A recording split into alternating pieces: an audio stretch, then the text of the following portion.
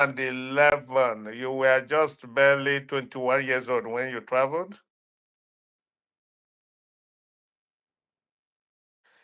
Oh my God, 2001. Mm, wow. So in other words, the memory of that place now is vague in your brain.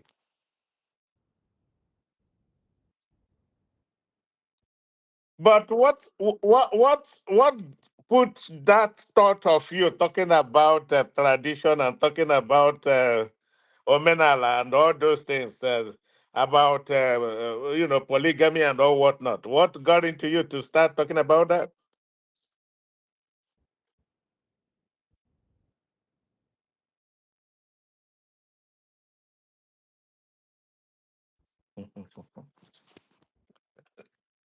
Oh God. Mhm.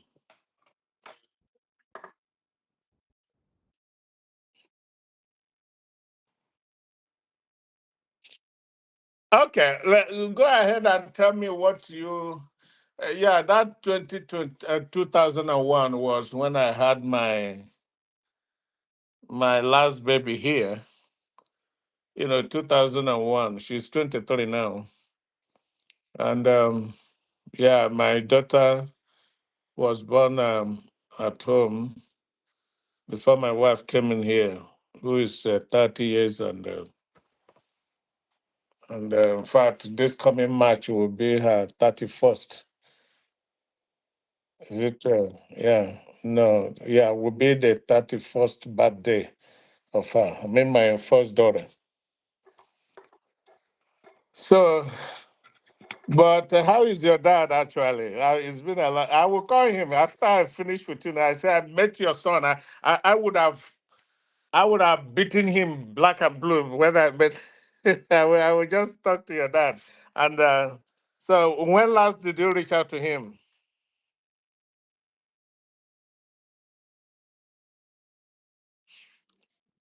What happened? He did he have any fall?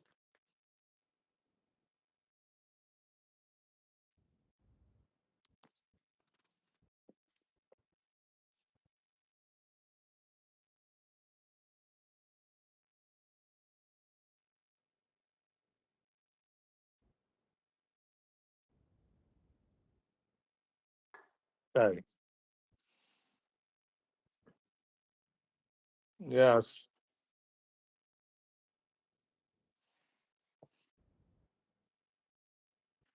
Wow. Yeah. Mm,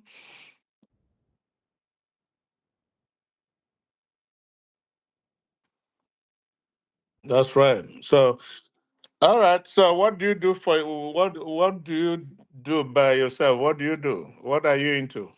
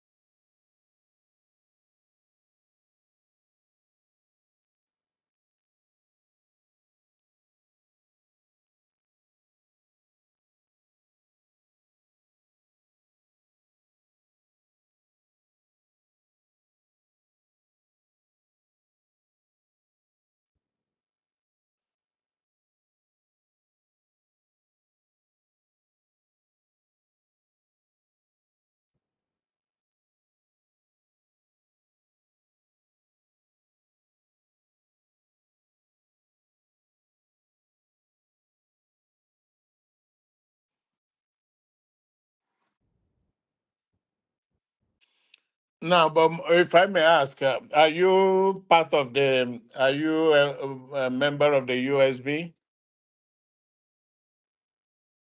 Not even the cabinet. Because every state have their base, right? Like here in New Jersey, we have the New Jersey USB. Because not many people, there are many of our people that are not even interested in looking at the struggle that we are going through here. They don't want to be part of it. But those of them that are interested, register within chapters, local chapters.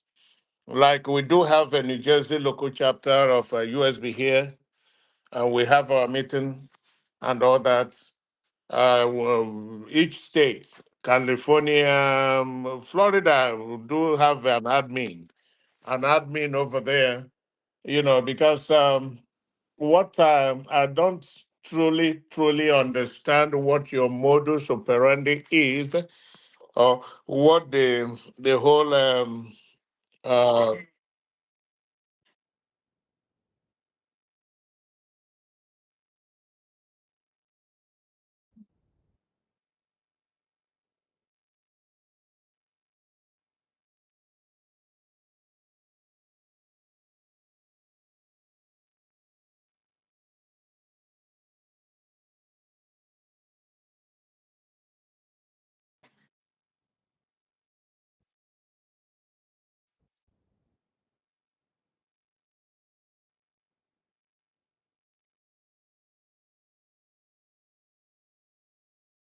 yeah. Now listen that why that is, because if you are not directly involved with this fight for freedom, that's exactly what will be experiencing. Like I commented earlier on the distance without knowing whom I am even speaking with. I told you that if you look at me now, at the age I am, I want to go home. I really want to go home. If we take over, if we are able to take over our land, I want to go home and be part of the building of a new nation. That's what my whole dream is all about. I wouldn't have anything. So any other thing that will come as a mix up, because what you're saying now, whatever platform you want to create, and then the collaboration that you want to do is just a mix up of everybody, both people from the Caribbean, even from the United States, African Americans, and all that and all that. That's a completely a different platform indeed. But for the USB, our major concentration is we are fighting this battle, taking it to every doorstep, even within the Congress people and other. In fact, we've been waiting for the president here to, if for no other thing, to call for the defense of Christian lives in the so-called Nigeria, that is zoo. They are massacring and killing people every day, which is most of the Biafrans and the Igbos and other who are majorly Christians. So that's what we focus our attention. Whatever collaboration, whatever connection, whatever people we want to talk to, it's not about, it has nothing to do with cultural thing or whatever travel or this, but we are focusing on this. And you see that every week we raise fund with the USB right now. Tomorrow is Saturday. There will be a fundraising for the 40 states of United States of Biafra. People are fighting every day to get this done. Next week will be for the general fundraising. People are paying through to their nose, sacrificing in order to make sure that we maintain our military on ground, and those that are undergoing training now, we train until we get this battle over. Because look, I was very small. I was very young during the Nigerian Biafran War. I experienced it. Everything that happened is It's evergreen in my memory. And that is a situation I will never live to see you, the next generation, or your children to go through what we went through.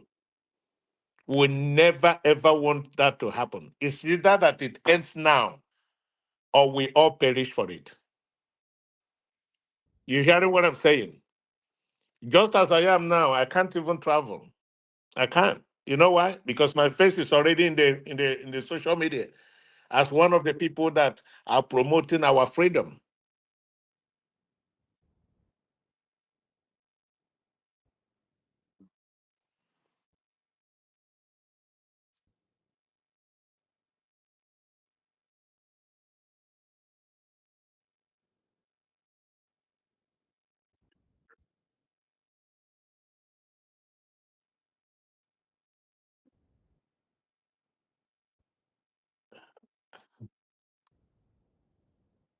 Right,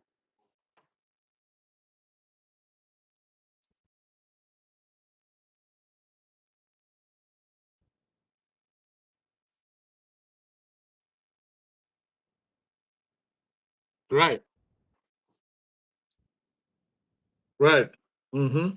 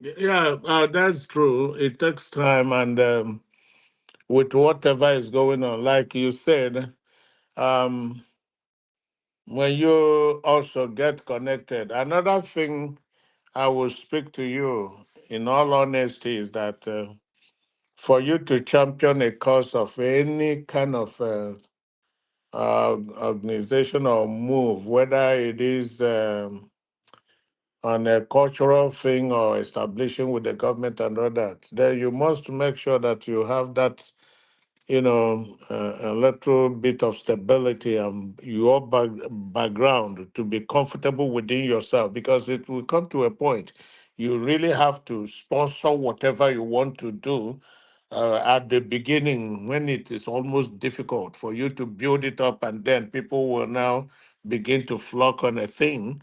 But if there is no solid foundation on a thing, and also if it is possible to write down what your vision about these events and how it can tap into the government programs and all that will favor the people.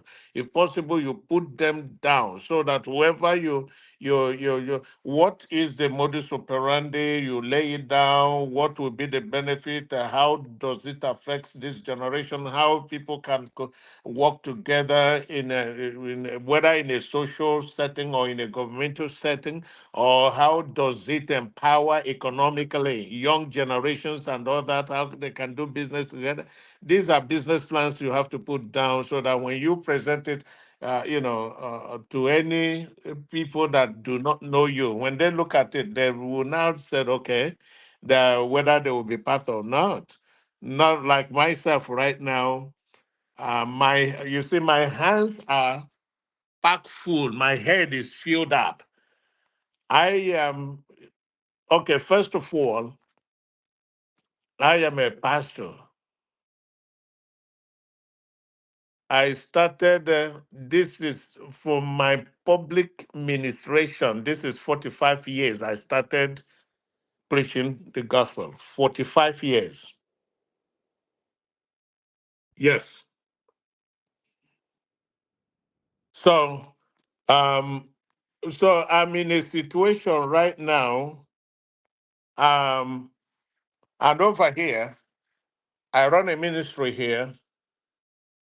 I am a kind of, since the inception, we have African Christian Clergy Alliance here. I am the general secretary since it started since 2014. I have a eh? Yes, yes. Even though not many of them, we have Ghana, we have Congo. This Congo you're talking about now, I have a pastor that is from Congo. He is even our treasurer and all that. So we have Nigerian pastors. We have trying to get other ones together. Now we have also a prayer network nationally. I am the New Jersey coordinator of it, and the national leader of the prayer committee in that same prayer group. So most of the times we travel to Washington, we do programs and all that. Above and beyond, now in USB, I am the liaison officer here, the state rep for USB here. And you see that commitment is a do or die affair. I don't even uh, do more of things. And apart from that, I am full-time worker. I work. Only that I don't work for nobody. I am an independent contractor. You understand? I work according to my pays. In all of this, I don't get paid from the church. I don't, since 45 years I started preaching, I've never sit down to receive any stipends or any tithe or anything from no one.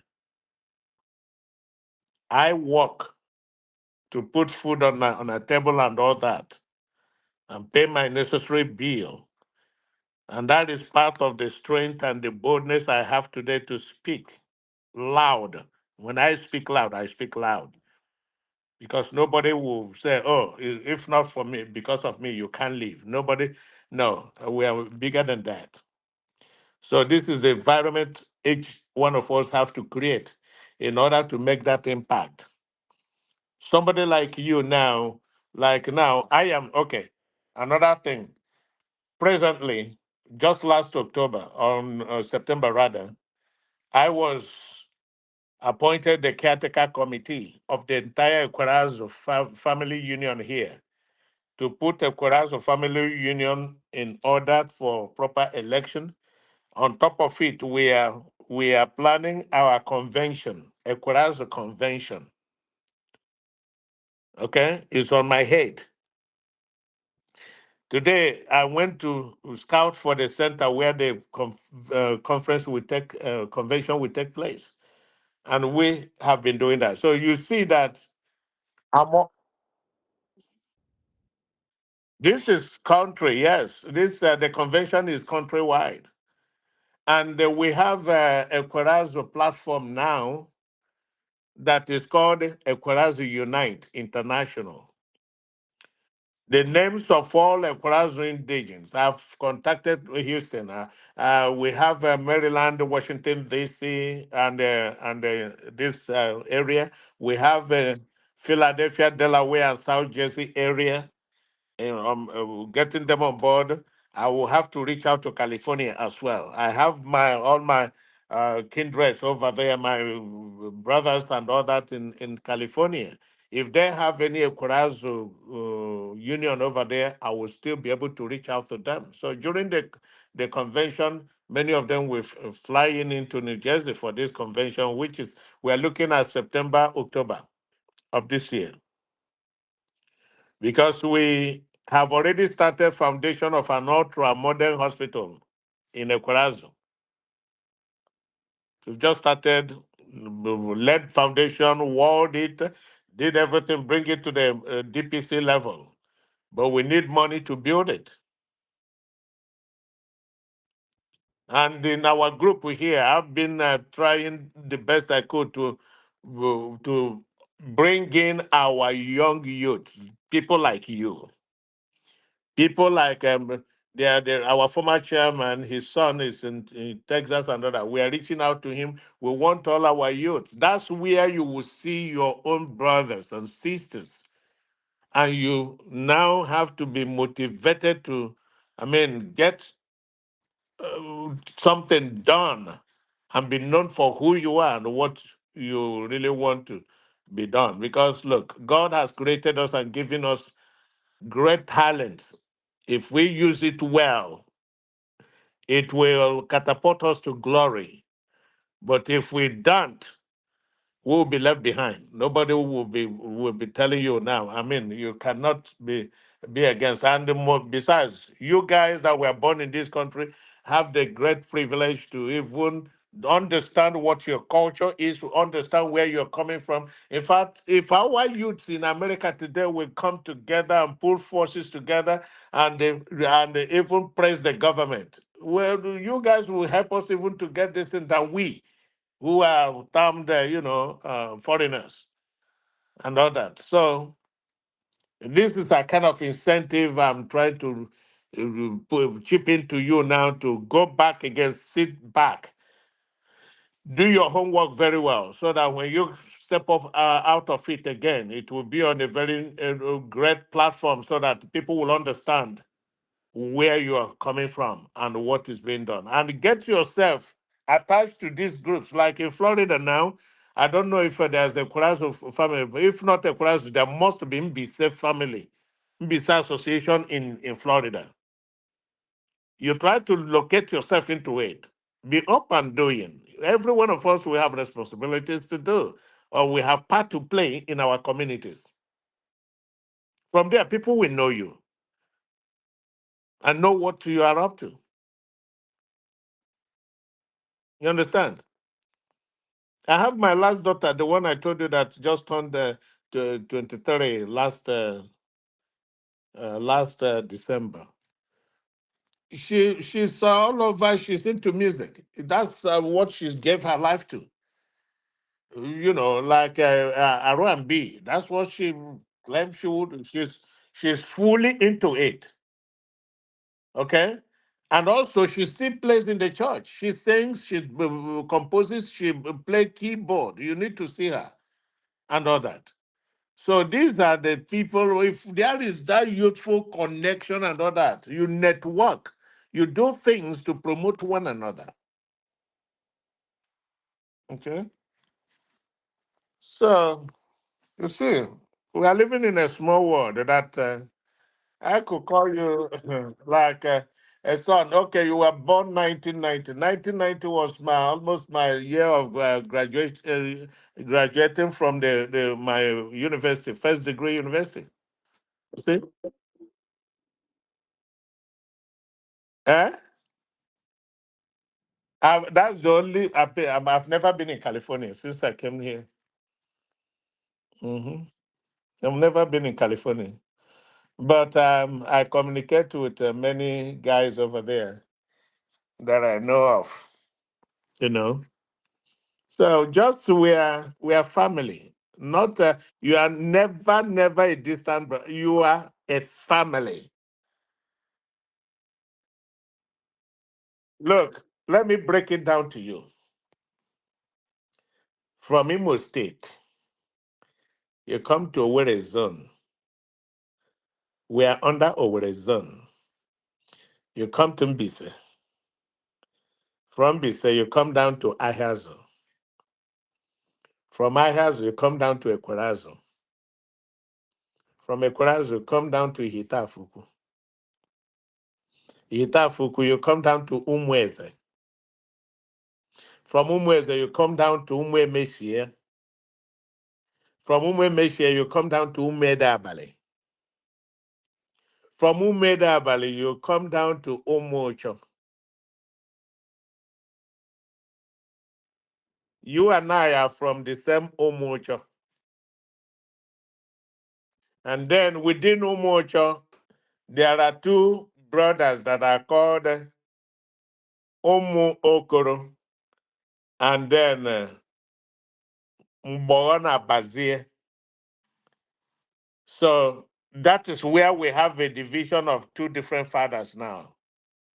Umonye Wuzo. So within you, your father, the Hiezes, the Okekes, because a Hieze Okeke is the same blood, yeah, you know. I think Hieze is the main father, then Okeke got divided, you know. So there are some that are still maintaining a Hieze, while your dad is still, at times he writes his name as Al Ehieze Okeke.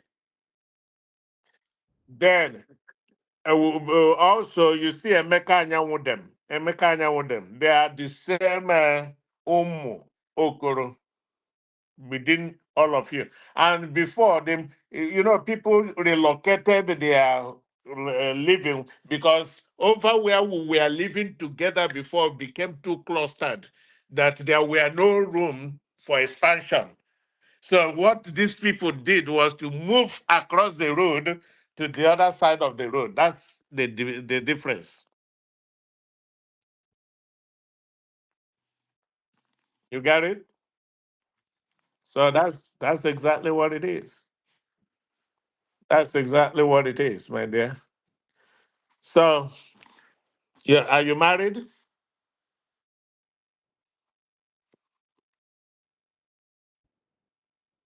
Civil. What kind of civil union are you talking about? Hmm?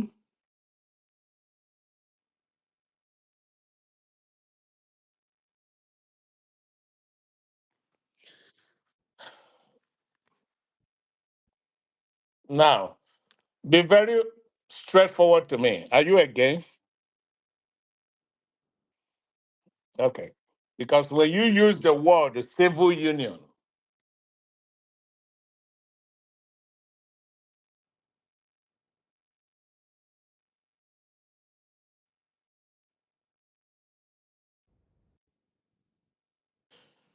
okay, any child involved,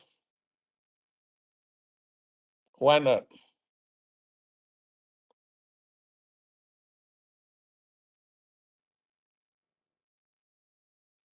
But do you plan to have a wedlock?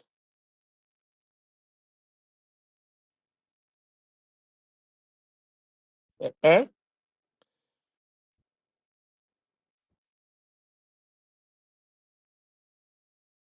Okay, but what effort are you putting on ground to make it home?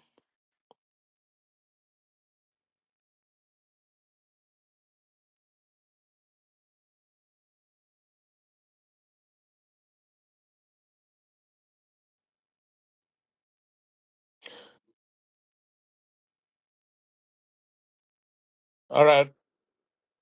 Let me ask you, where did you start? What's the level of your education?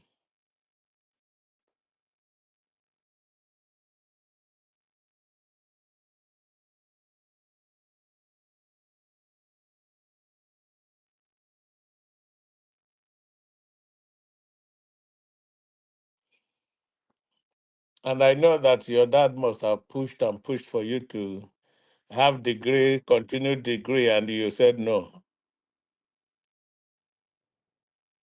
Because you are among those that believe that going into the white is a white man's business that you're enhancing if you're going to the four wall of school and all that.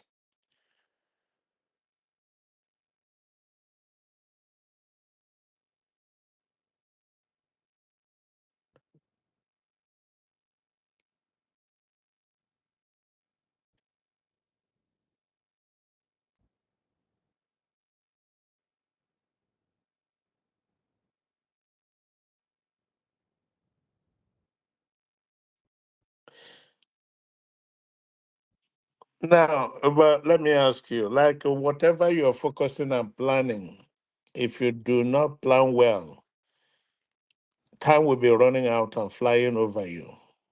You are a man. Women own life are different. You're a man. I have lived here enough to understand how the system operates. This next month, March will be 28 years I've been in America. So that tells you that at least I've been almost close to your age. Okay? So I understand what, without you telling me, I can understand your own personal situation around you now. I can tell you, I can understand. Okay? So, but as a brother, I could call you a son. As a brother and as a son, I know that you are a full-fledged man who can think for yourself, who can do things, whatever you put your mind to do, you can do. But I can tell you now from just our discussion and what I do know now, you will agree with me that you are not yet where you yourself planned to be. You convince yourself now, say, oh boy, I thought that by now, this is where I would have been, but I'm not there. I would have been there, but I'm not there. But you still have life, right? What is the next thing to you for you to do? You're going to sit back into yourself, seriously search into yourself. What are my wrongs and what are my rights? At what point did I miss it? I supposed to be a celebrity in sports? What mistakes did I make? Why didn't I make it? Even as a sports person, you know there will be a time you will retire because you can't be a sportsman all through your life. Even ordinary workers, you must retire earlier than regular civil servant or anybody else. Then, knowing that there are days of retirement, you now put your thinking cap and say, "Well, how do I plan my future?" The time you retire from active sports is the time you become wholesomely enterprising. Put whatever you have as your listing into function, whether to run a company, whether to start a business, whether to run any organization at all. You come to yourself and prove to yourself that you are a man.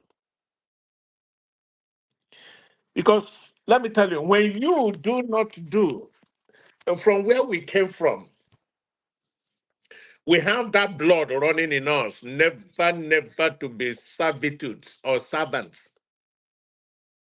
The idea of slavery is not in our DNA. The idea of failure is not there. The idea of depending on another, that's why they said Uwa Abantuum. Do you speak Igbo at all?